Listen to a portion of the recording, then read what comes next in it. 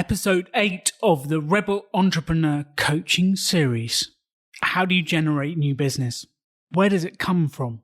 At some point, somehow, you've got to get in contact with another human being and offer them your product, your service, your thing. And whether that's a passive way of putting out on a social media post or more active way like calling someone on the phone and asking, you've got to reach out and sell yourself, sell your product and sell your service. And this episode is all about how to do that by email.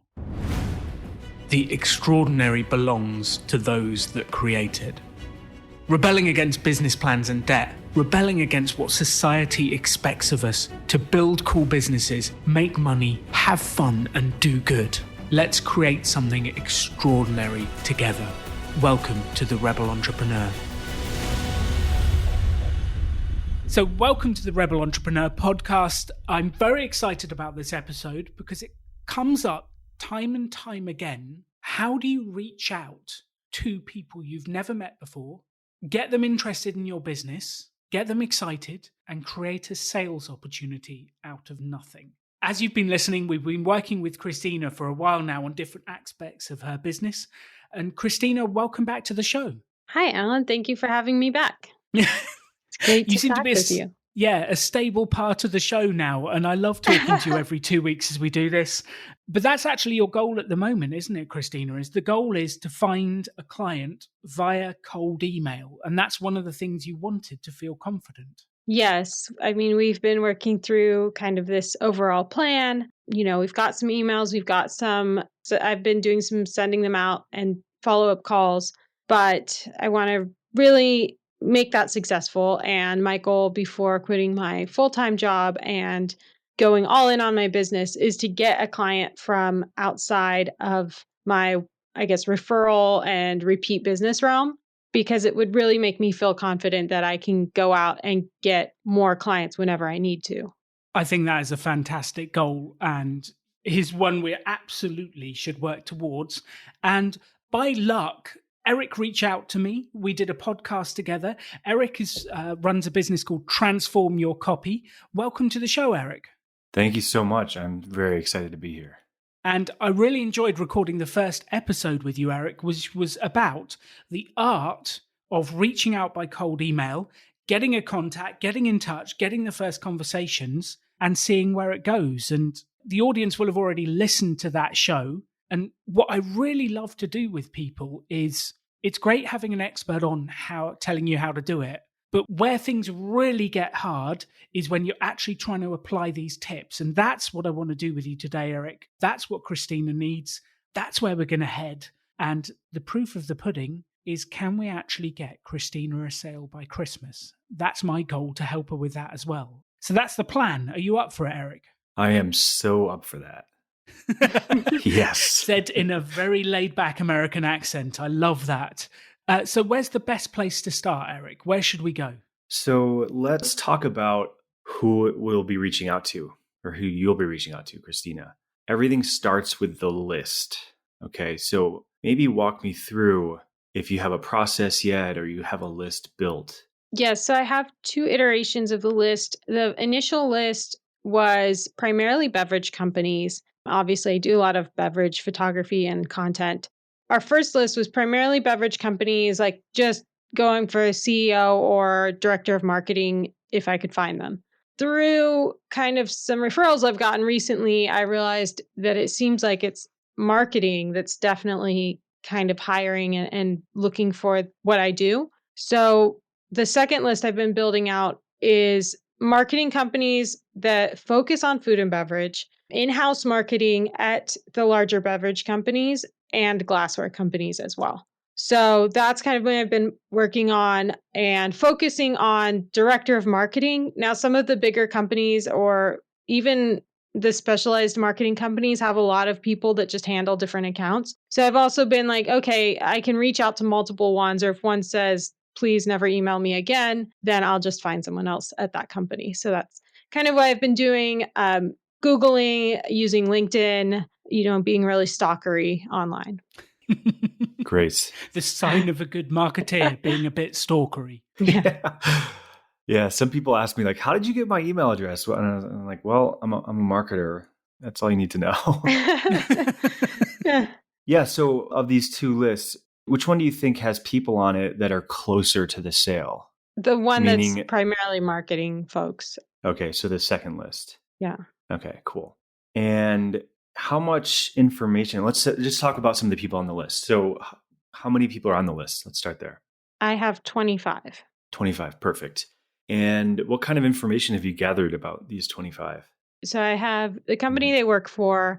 I have the URL for the company. I've probably looked at LinkedIn. So I have their title. I have their email. Some I have a phone number. Some I still don't. That's going to be maybe a little of trial and error. Alan and I talked about calling the company and kind of like sneakily trying to work through the navigation switchboard, and switchboard. Yeah. Right. And then I have on some of them, I have notes, especially on LinkedIn, because I do have a pretty big network in that world already. I will take notes if there's anyone significant that's connected. There's some people that I have on my LinkedIn that just are like LinkedIn whores. They add everyone as a connection. So I know that they probably don't have personal connections. But if there's someone I see that I think probably actually has a personal connection, I'll note that down as well. Okay, cool. So I think this is a good place to start. The next thing we can do is, so just sort of the top down, like my method for doing this is starting with the context, starting with the person or the list, and then coming up with a personalized message for each person. And some of those messages can be templatized, meaning you can use some of the same information in each email, but really approaching it as if each email that you send out is a message from one person to another person. Okay. So we can do that. Let's pick out one person on the list and figure out a message to send to that person. And then from that, I think you can probably distill the process for how we did that for that one person and then replicate that for the 24 others. Right. Okay. So who would you want to reach out to first? Let me see. I am looking at my list. And maybe we don't use any, identifying information. Right. I was going to say, maybe we just change the name from Jackie to Jacqueline or something like that. Okay. Yeah. I think we're fine to use the company names, and that actually might be useful if we're thinking in the context of the company as well. Hold on. Okay. This company is called Drink PR. So I feel like that's very on the nose of my what I do. They sound perfect. Yeah. And let's say I'm reaching out to Sally. Sally at Drink PR. Okay. So my approach with emails like this is to have a tone that's conversational, meaning it would sound just as natural to speak and dictate the email to this person face to face as it would just to send it just via text over email. So with this person, I want you to imagine yourself at an event, like a networking event. And you see Sally from Drink PR across the room, and you have 5 or 10 minutes left in the event. So you really need to be intentional about what you say to this woman. Imagine yourself walking up to her and introducing yourself, and the intent being to initiate a conversation that is the start of a relationship. Okay. I'm curious, like, how would you start that conversation? Forgetting about email for a second, but how would you start that conversation? Let's see. In an in-person scenario, I would probably walk up and, obviously I know who they are. I'd probably try to work in something like a compliment. I'd be like, oh, hey, you're Sally from Drink PR. Oh my God, I love your dress. I've been looking forward to meeting you. I actually do content creation for beverage brands, and I think we'd be a really great fit. Great. I love that. So my process or my sort of template for emails has a lot of what you just did. So you introduced yourself. You made a comment that was very personal to them, that demonstrated that you were paying attention to who they are, not just in that moment, but who they are in their professional background. Okay. And then you transitioned to talking about something more relevant to business. Right. And let that person know why what you bring to the table is relevant to them. So there's like basically 4 or 5 pieces of every email that I want to be able to include. The first being call it a connection, call it like a sentence or a line that connects you to them, meaning how you found this person, how you know that person, something you already know about what they're up to in business or new project that they came in, something that's current and meaningful. So in your example, you complimented her dress, which you can't do over email, obviously. Right. But you would say something about, I'm imagining something about a project maybe that Drink PR has worked on recently, or a client that they have, or something that drew you into this context. Right. Like why are you reaching out to them? Okay. So, for example, like they have on their website recent media hits. So Mm. I could, it's kind of links to things that they've worked on recently or features. So I could choose one of those and be like, oh, I really love this article you had in Maxim. Yeah, exactly. And to even ratchet that up even a little bit more and demonstrate even a little bit more of how really eager you are to meet this person or to initiate a conversation, you could call out something specific about that, about that Maxim article. Not just like the headline of it. You like really go into the meat of the article and pick out something that you genuinely are impressed by or genuinely that has your interest. So when I reached out to Alan, for instance, I mentioned that I love that he's bringing entrepreneurship to the masses, and it really resonates with me because I went through a course just like his 5 years ago, and it changed my life. And that was just something very personal and a little bit even vulnerable to share. But I think it had an impact of, well, Alan can say this, but it had his attention. It's not just like, yeah, I didn't really want to talk to you after that email. Yeah, that's why we're here today. Right. No, I think what Eric is saying is exactly right. The piece here is most entrepreneurs, when they're writing cold emails, focus immediately on what they want to get. Mhm. So they say, Yeah. I do this, I pitch this, I sell this, and they're in on the sale straight away because that's what's on their mind. And I think what Eric is saying is really smart, and it works all the time, is just connect on what they're working on, show interest in what they're working on. And I think that Maxim article, so if anyone's listening, you can go to the Drink PR website. I've just Googled them and found them. They've actually got the Maxim article, which I've looked through, and they've got some really cool photos on there for Halloween cocktails. Mm. And I think that's the perfect place for you to start with this, Christina, because that's what you do, is take this kind of photo. So if you can find a photo there you love, something you thought, something that grabbed attention, I think that's a brilliant place to start. Yeah. For example, I think my favorite one on this is the skull that's got the flames. I mean, that's photographing flame like that is really hard, and it's just a beautiful garnish and arrangement. Yeah, the zombie punch. It's Yeah. unbelievable, isn't it? Yeah. So that's probably, I would probably mention like how lovely I thought that was, and just a fun tiki Halloween cocktail. Yeah, that's great. I love that. Super specific. Shows you've done your research. And then in sort of the subliminal level here, like you're demonstrating to this person that you think you're a fit for working with them. And they're seeing the relevance here. So I would do that in maximum 1 or 2 sentences. Okay. And then the next thing you mentioned, in person, you said something about you had been looking forward to meeting her, and then a little bit about what you do. And I think that there's a step in the middle there that I would want to see in this email. This thing about what you do, definitely we want to include, but it's just, there's one step in between there. Basically what you want to be doing is opening them up emotionally and consciously in their mind to maybe what they're working on or the problems that they have or the solutions they're looking for might come from you. You might be the solution for their problem. And what you want to do there is just call out.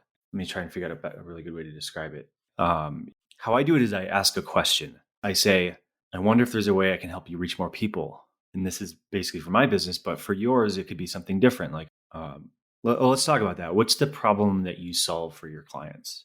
A lot of it is creating engagement on social media, higher reach, more shares, more commenting, more likes, because you have better imagery, or you have these recipes that are really simple for, their consumers to try. It kind of gets people more engaged with the brand. It builds their following. It builds that social media marketing aspect. Right. So you could say something like, I wonder if there's a way I can help you get more likes, shares, and comments on social media for your clients. Or maybe there's a version, I wonder if I can help get the brands you work with more attention. Right. I wonder if there's a way I can help the brands you work with get more I would say likes, shares, and comments on Okay. social media. Like very specific. Very specific, yeah. I wonder if I that's can help the brands you work with get more attention in the media. Because I'm just thinking the one thing that I have found is when getting media, having a quality photo to go with your comments, to go with the media article is so important. And Great. that's the bit I find hardest. I can write the comments, I can write the articles, that's great. But having an image that grabs attention, it's Mhm. almost as if you can supply the journalist with the image, the article writes itself. Yeah. Right. And the thing you just said, right? The going to blank on the actual wording of it, but it was like, I know that having beautiful images completes the, I'm not sure what you would say there, but something about, that there's a value here in beautiful images, in getting more attention, more likes, comments, etc. Yeah. Just draws attention and gets shares, gets reposted.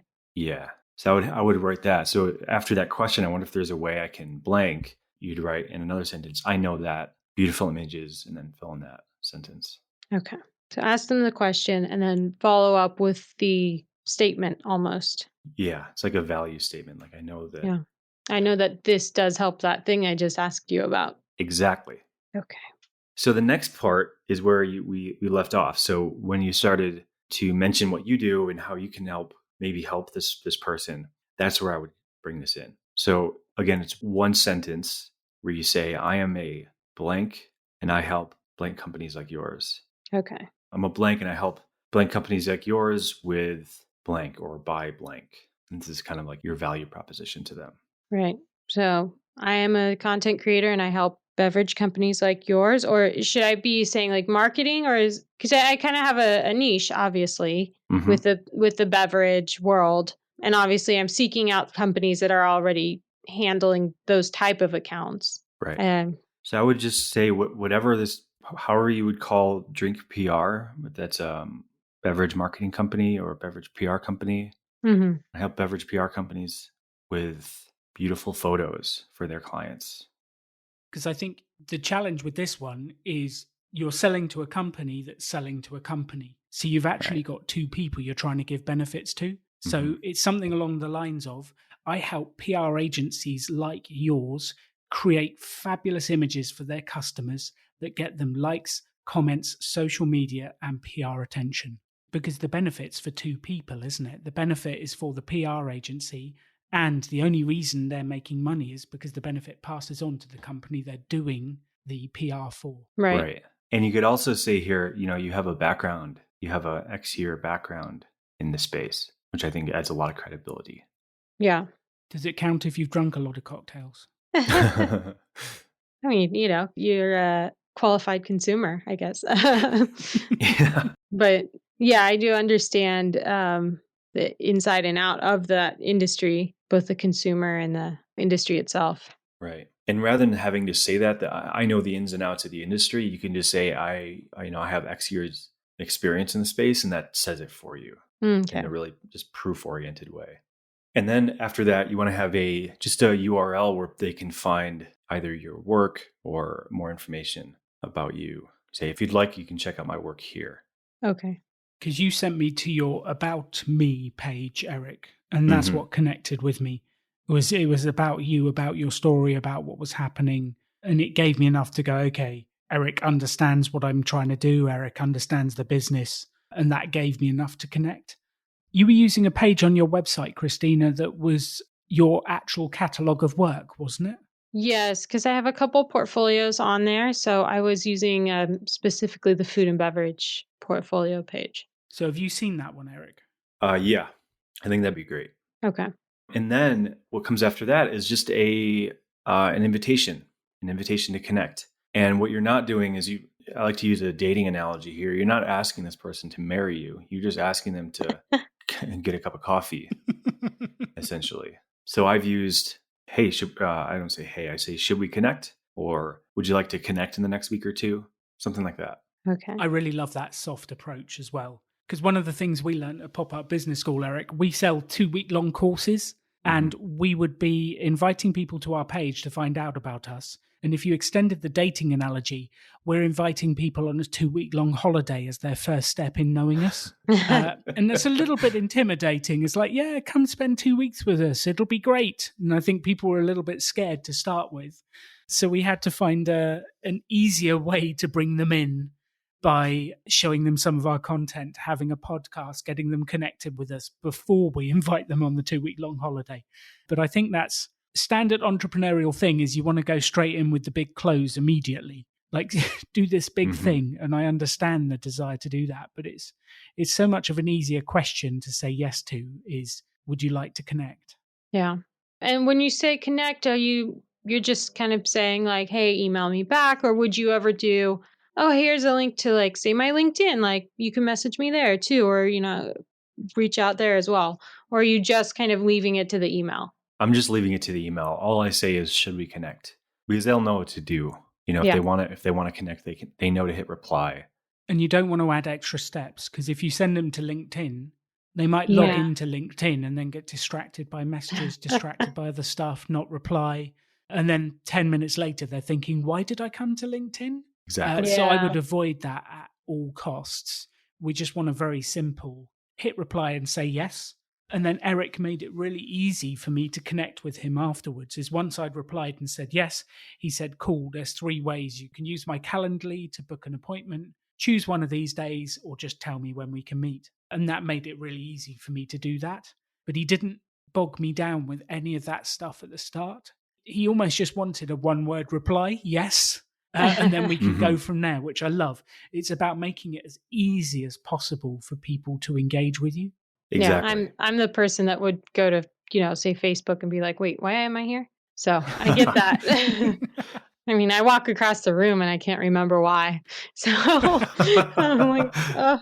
Yeah, the thing is with email stuff, especially with cold email, I know that part in me that wants to make things more complicated and more complex and really fancy. But when it boils down to it, it's just one person talking to another person and extending that invitation. I mean, if you were to, walk up to Sally at this networking event and you were to give her, 3 different business cards, one for your LinkedIn, one for your Facebook, one for your email, she'd be like, what am I doing? What's going on here? But intuitively to not do that. Intuitively to give her one method of contact. Or you even say to her, hey, I can follow up with you in a week if you'd like. Do you want to give them one choice? Yeah. It's funny because I feel like we live in a world that's like, you feel the opposite way, but it's probably better to just give them that one option, Mm-hmm. Well, there's this thing called the paradox of choice, which is the more options you have, the more paralyzed you become. So if you go to someone and say, there's 47 ways you can connect with me, they'll look at you and go, what? Whereas if you say, would you like to have a Zoom call? It's a yes-no question. It's easy to reply to. Yeah, and the paradox of choice. I think in our effort to make everything easy, i.e. you can contact me in all these different ways, we actually make it harder for people. Agreed. Yeah, I found that in scheduling too. If I just give people a few date time options, it's much more simple than if I give them like a big range. Like sometimes they never even get back. So I can see how that translates. Eric, do you, when you're writing these, because you want it to be very conversational, do you often say them out loud? Like imagine yourself in that setting and say it out loud? Because I feel like that would help me make it less stiff. Totally. Yeah. Everything I send out, and when I'm writing copy for clients, even if it's a sales page or a ad, I always dictate it and record myself speaking it. And that's a great way to find little things where it's like, it sounds awkward or robotic, or the words are out of order here. That makes sense if it's sort of written, but if someone's reading along with it, it sort of there's a little record skip in their mind. So yeah, you want it to. I definitely recommend anyone that's writing emails or writing copy to speak it out loud before sending it off. Okay. Yeah, that makes sense.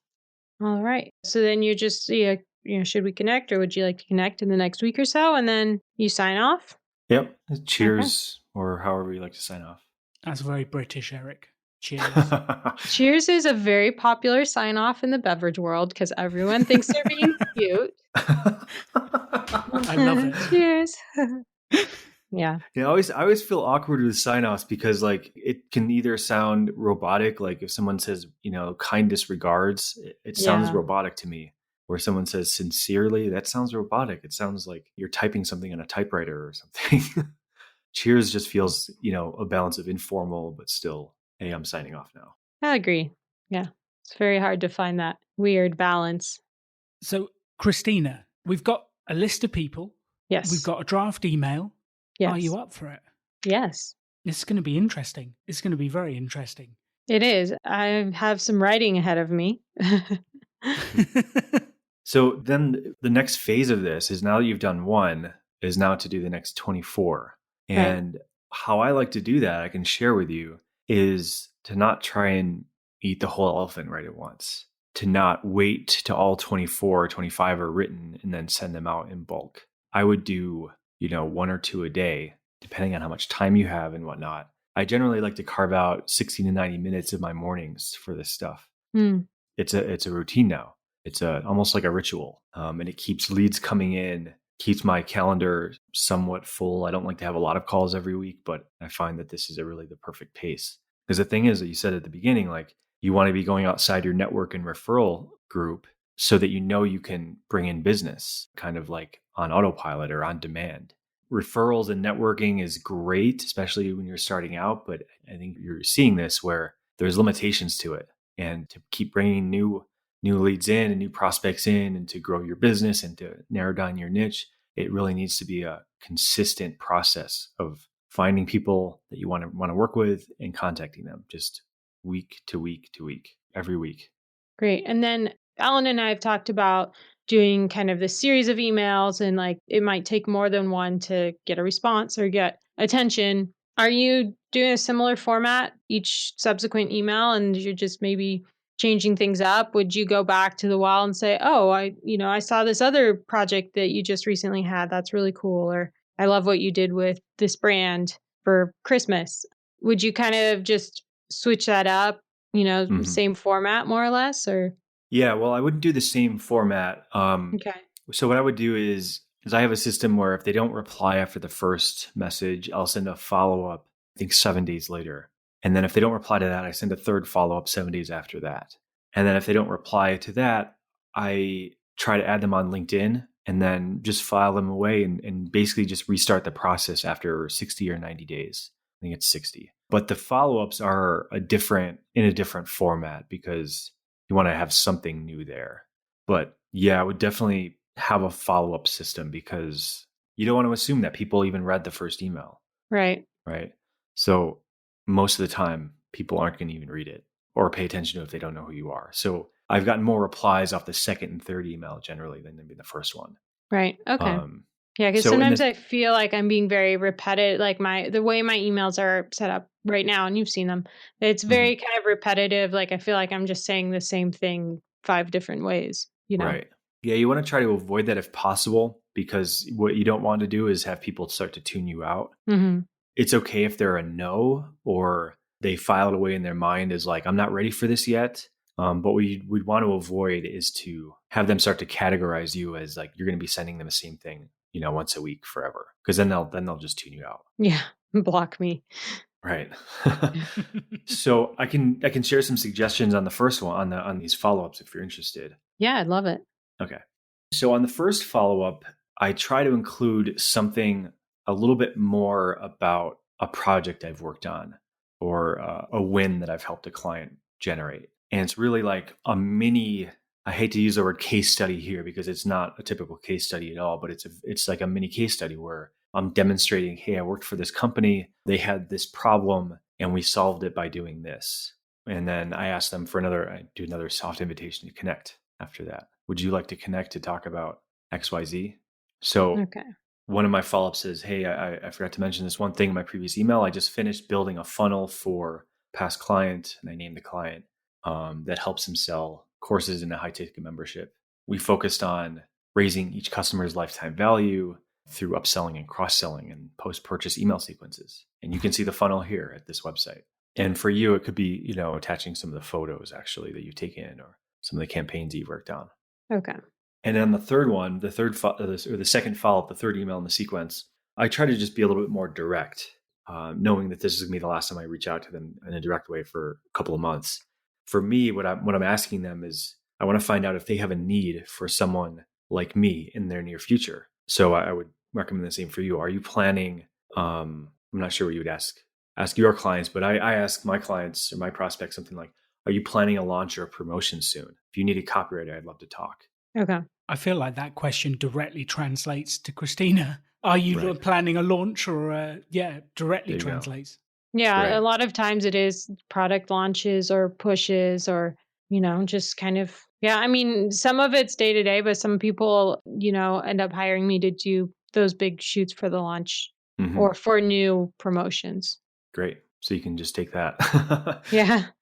So I say I'd love to talk, and hey, I've written, copy for over 100 launches and promotions. I'd be happy to share some tips and ideas. Would you like to connect?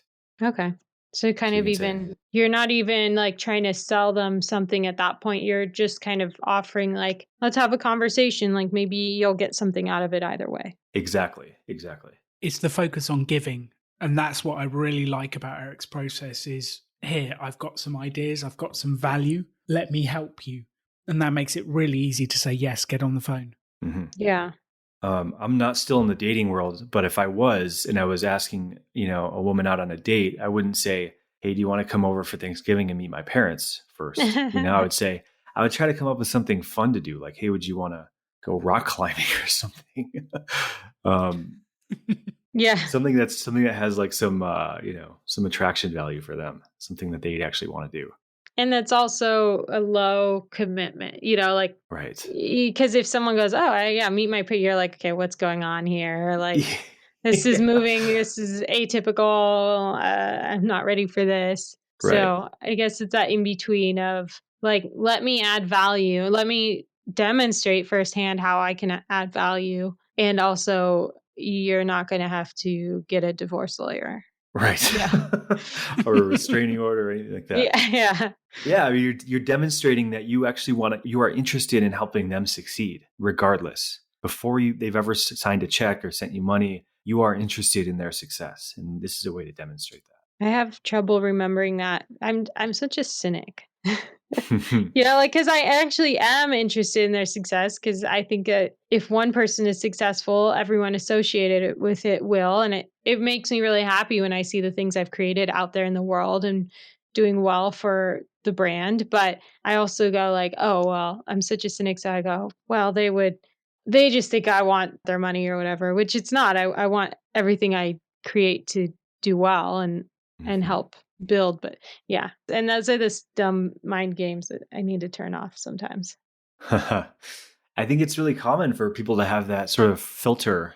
And I think the more that you can, just acknowledge that it's there and then actually just let your heart come through, like let your true self come through in these emails. Like you really want to help them. So you can show that and you can invite them through the email.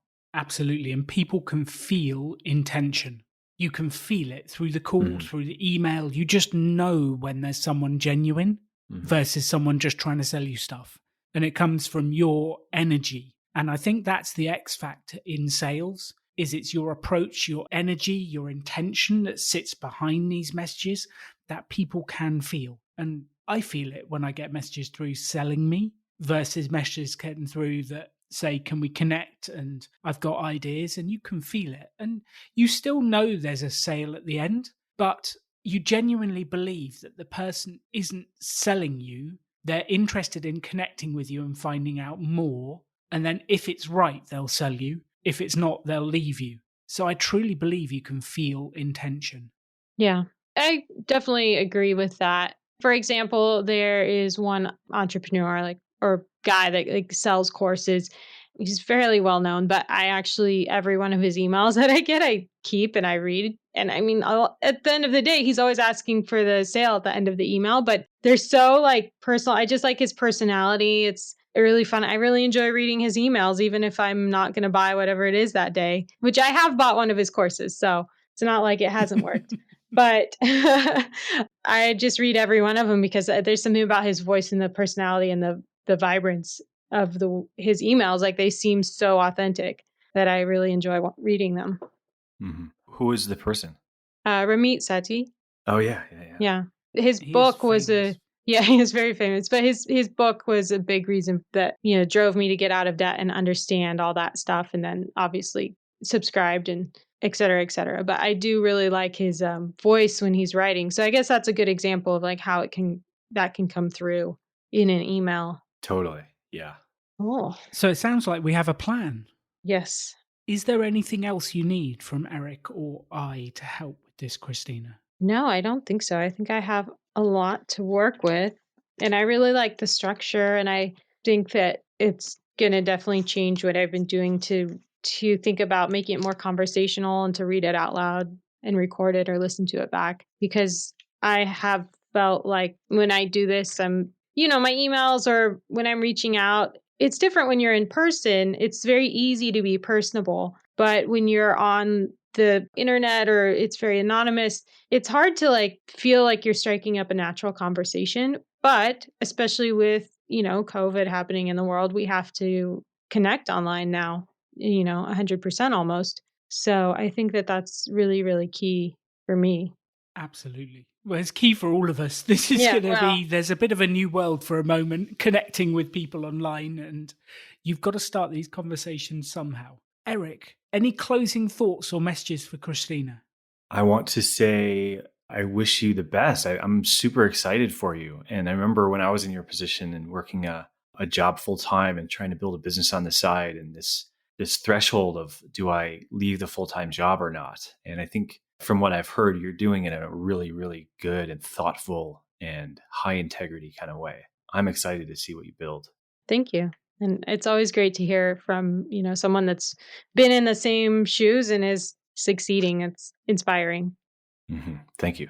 So to everyone listening to the podcast, if you want to find out more about Eric, what he does, please go to transformyourcopy.com and you'll find all about Eric's business, what he does and how he does it. If you haven't listened to his first episode, it is all about the structure of the emails, sending those emails out and finding business. So listen to that episode, visit Eric's website. Eric, thank you so much for being part of the podcast and giving us your energy and insights. I truly appreciate it. And we should do this again sometime. It has been fun. Yeah, you're welcome. And thank you for having me on. This has been my pleasure. Thank you both. This has been, it's just been an amazing journey with Alan. And, this is really, I think this is going to step my email marketing up to the next level and be very intentional, which is great. And if you want to check out Christina's photos, have a look at freshprintmedia.com. And it's been fun working with you, Christina. We're going to speak again in 2 weeks, and I want to hear what happens. That's the whole purpose of this, is does it actually work? Yes. So episode 8, I would love to say thank you to Eric for coming on the show and sharing with us his wisdom. You can find more about Eric on transformyourcopy.com. So go there, find Eric's business and have a chat to him. The summary from me, what I would love you to take away from this episode is, number 1, personalization, like putting the name in there, having a good opening line, personalizing the message and really connecting with the person is going to make you stand out from the crowd.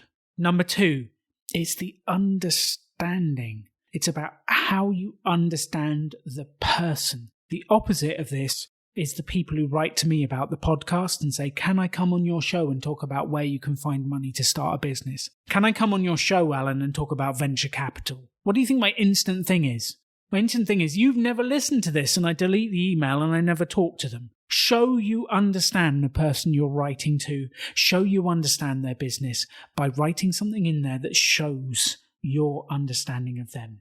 Number 3 is the consistent sales activity. You need to do this every day. You need to keep doing it. It will build a wave of business down the line. But if you're not taking the daily sales activity, if you're not doing your daily marketing activity, how do you expect sales to come in? And I think this is a really fascinating bit. Christina said on the podcast, she's tried building a business without ever selling anything. And it's quite challenging. We need to do the daily sales activity. Now, Eric has done an entire episode with us on this specific subject for you. So that will be coming up on the podcast where Eric breaks down his strategies, what he's doing, and it's going to be an incredibly powerful episode for all of us. What's the action I would like you to take? The action I want you to take after listening to this podcast is to go and send some cold sales emails. So I would like you for the next month to send 5 cold emails every week and then write to me and let me know what happens. Get out there, sell, find people, market, introduce yourself and make connections. That is how you build the life of your dreams and the business you want. You can have any life you want to. Choose to build something cool. Choose to take action. Choose to work to make your dreams become reality. Stand out. Be different. Be yourself. Be a rebel entrepreneur.